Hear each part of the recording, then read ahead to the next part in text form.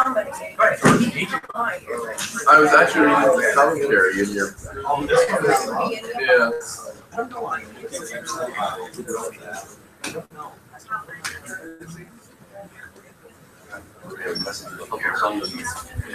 When somebody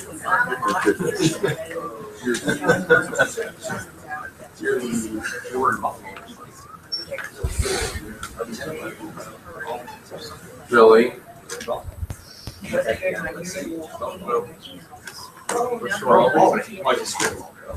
That's for Sunday. To the church. There was about 38 people in 5. Yeah. And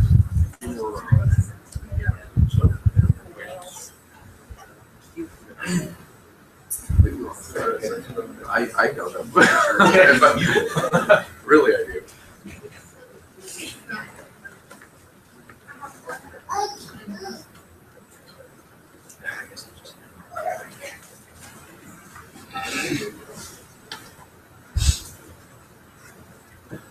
Good morning, everyone. With a prayer. I guess I'll put the microphone on. Let's pray. Heavenly Father, we are grateful to you for your blessings and love that you have shown us. And we know that you are mighty and powerful in all things, and that what we enjoy is because of choices that you have made for us and things that you have for us. We pray that we will obey your will and recognize that you have total control over what we do and who we are. We are thankful for the time we can spend this morning. We pray for those that aren't here. Please be with Steve, Mark, and Crystal while they're traveling. We ask that you be with us in this time. We'll be actively minded towards understanding your word better. Forgive us when we sin, in Jesus' name. Number 4, as I long to worship you as of year.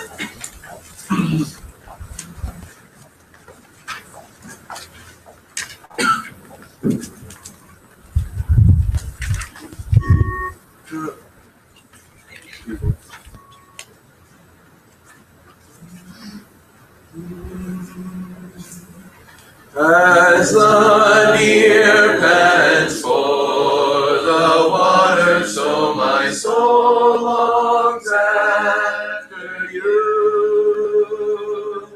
You alone are my heart's desire, and I long to worship you. You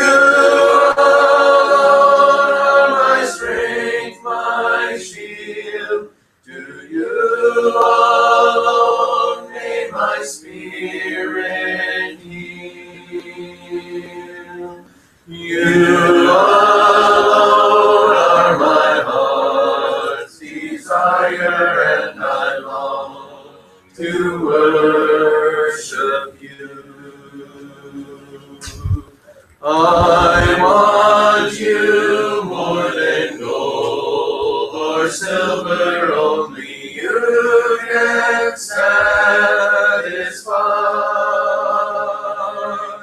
You alone are the real joy giver and the apple of my eye.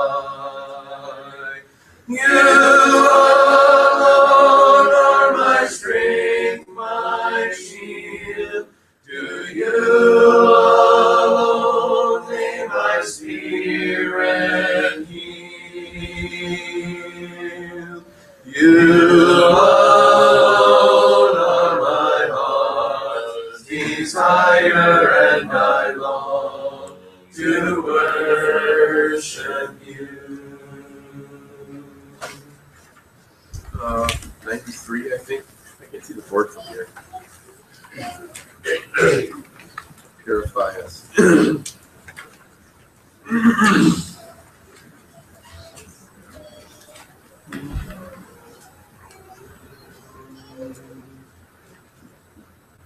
Lord, restorer and unseen, come and make your priesthood clean. Come refine us.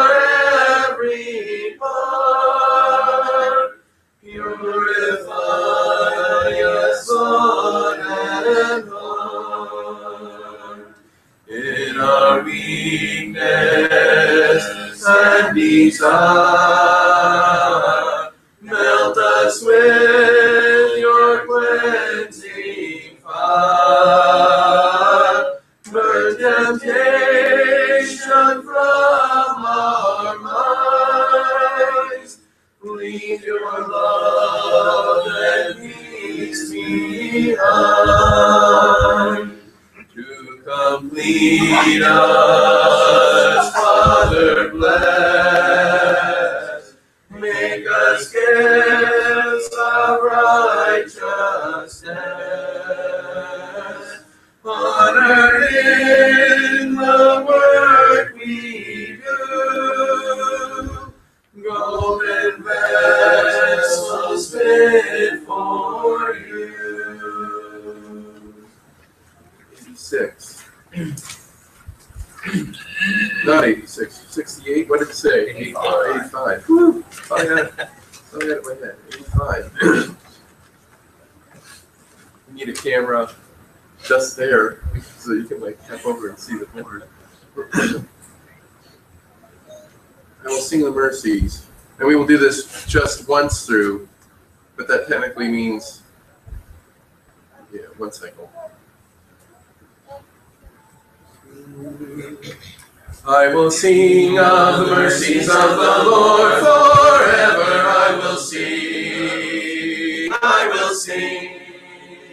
I will sing of the mercies of the Lord forever. I will sing of the mercies of the Lord. With my mouth will I make known thy faithfulness, thy faithfulness. With my mouth will I make known thy faithfulness to all generations. I will sing of the mercies of the Lord forever. I will sing. I will sing. I will sing of the mercies of the Lord forever. I will sing of the mercies of the Lord.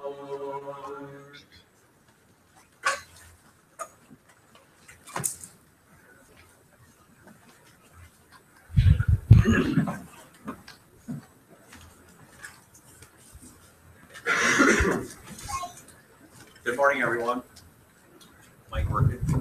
Mic working? George, good. Eric? Good.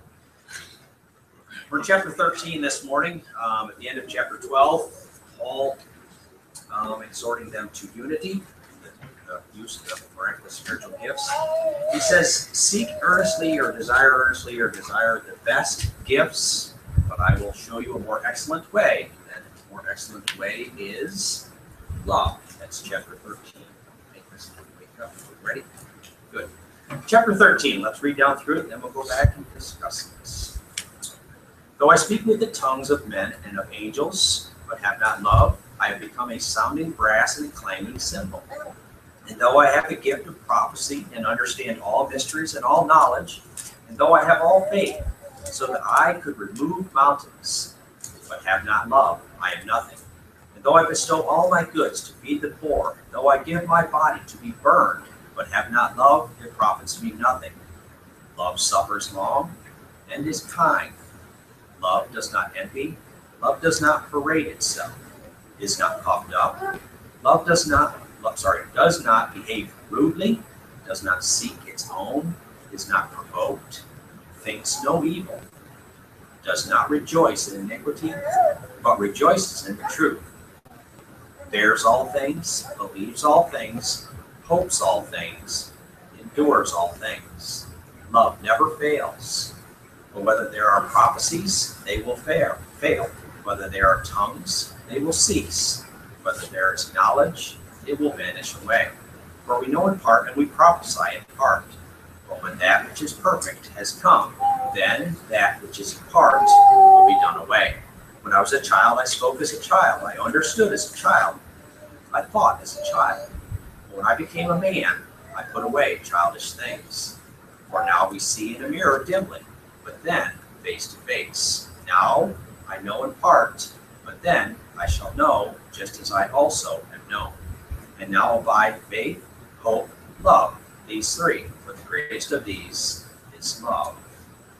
Chapter 13. Chapter 13 is probably one of the more widely known chapters of the Bible, even by people, shall I say, that use this term, of the world.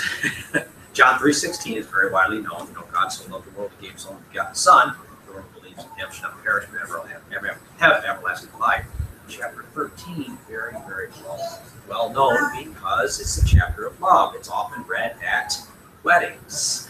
And very widely known for its illustration of the nature, excellency, and power of love. It's a great chapter on love. Paul puts here in the middle of his use of miraculous gifts.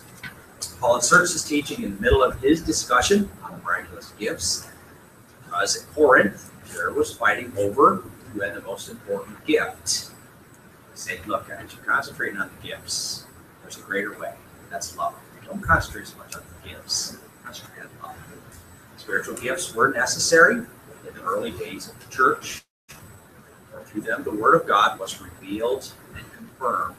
God set that in place. He set that in place. We need these gifts to bring the Word, to confirm the Word, and to reveal the Word.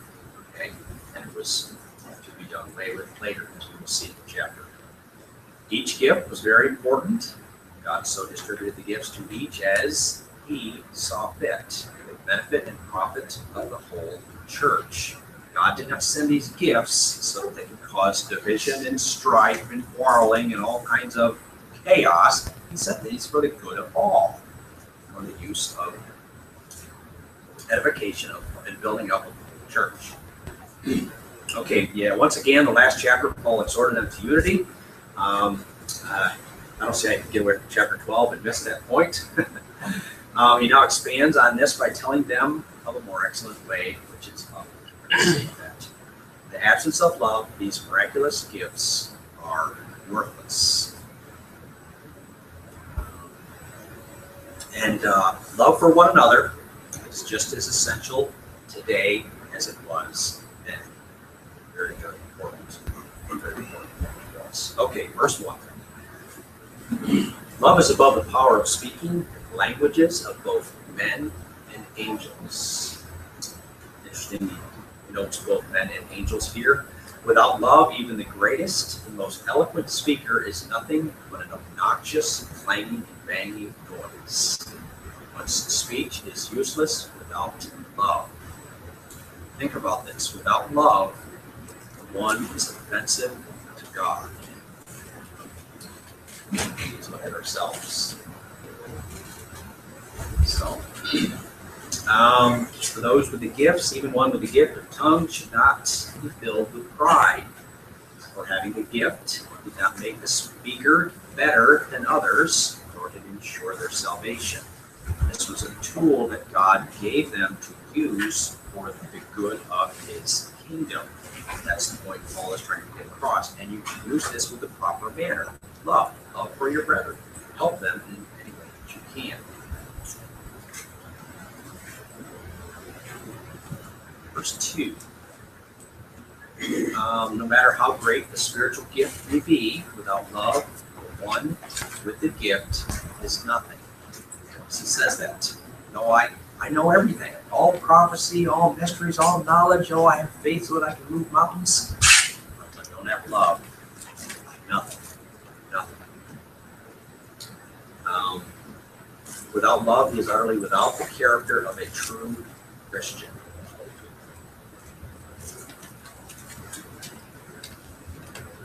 Love is even above giving. One may give all his goods to feed and help the poor out of a desire to be seen and praised by men. Outward acts of love are of no value before God. Outward acts without love. Sorry, I said that wrong. Outward acts without love. I have a passage here in Matthew chapter 6. I know you're very familiar with this. We'll back and turn and read that. Didn't say it there very well. And it's the love out of a desire to do what is right, not the outward side. It's the inward desire to do what is right. Matthew chapter 6. Take heed that you do not do your charitable deeds before men, to be seen by them. Otherwise you have no reward from your Father in heaven. Therefore, when you do a charitable deed, do not sound a trumpet before you as the hypocrites do in the synagogues and in the streets, that they may have glory from men. Surely I say to you, they have their reward. But when you do a charitable deed, do not let your left hand know what your right hand is doing, that your charitable deed may be in secret. Your Father who sees in secret will himself reward you openly. Without love, no gift can be used properly. That's the point that he's making over and over again. Okay, love. There's several different words for used for love in the Bible. The word that is used in this chapter is agape, which means active goodwill. So the same word is used throughout this entire chapter. And just a short definition here, agape love is not motivated merely by emotion, emotional love, but it acts by choice out of a desire to do what is best for another. Sometimes doing what is best for another requires discipline. That's agape love. God loved us, sent his son for us, John 3:16. Are we worthy of that? No, not at all, not in the least. God did that for us. Questions, comments? Okay. Verse 4, now it changes here, and it puts a word or love into a kind of a personal form. In the next few verses, Paul pictures love in action. In other words, if it were a person, how would it act? What would it do? How it would feel, what it would keep from doing, and how it would react or respond to others. Okay, then there's a great list here of them. Love suffers long.